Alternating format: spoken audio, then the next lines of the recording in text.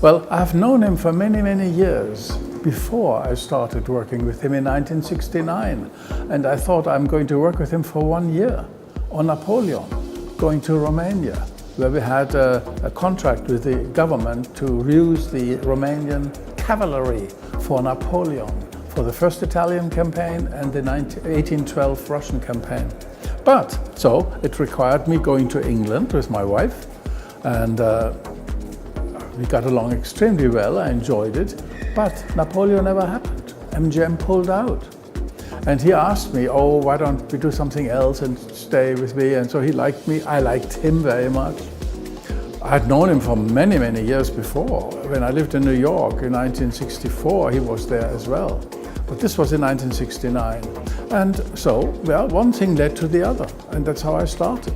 Basically, I continued with what I did before, which has to do with planning and negotiating, very little to do with films. A Clockwork Orange. That was wonderful, yes, but before that we actually prepared or had already a fixed contract for what later became Eyes Wide Shut. That was already in 1970. It was called Dream Novel, Traumnovelle by Arthur Schnitzler. But then it was so difficult, and then Stanley postponed it, and again and again and again, and I'm very glad he finally made it, because he considered Eyes Wide Shut his greatest contribution to the art of filmmaking.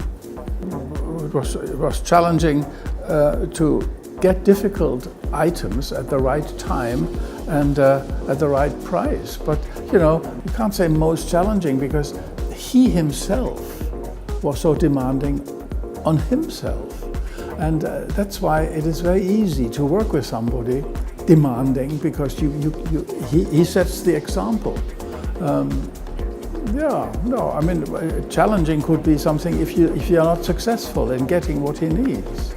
But the whole process is difficult. On the other hand, we had lots of time. We were not very fast, and I really enjoyed it. So challenges are also enjoyable. Yeah. One of the great little things was when I managed to get the 3 tanks for Full Metal Jacket, because we couldn't get them from the Americans. So I got them from the Belgian army. These were tanks which were period tanks from the Vietnam War. And we found them in Antwerp from the Belgian army. I was very, very happy to get those, because it wasn't easy. So, yeah, every film is very different. One thing has nothing to do with the other. But for me, I'm not an artist. For me, it was always the same. I'm a member of the crew, and my job was to get things available at the right time, at the right price. And I was not the only one. A funny story was when during Wimbledon, we watched a match between Boris Becker and John McEnroe. I forgot who won, doesn't matter. And he said afterwards, oh, no film can ever be so exciting. So, yeah, well, I didn't agree with him, but never mind.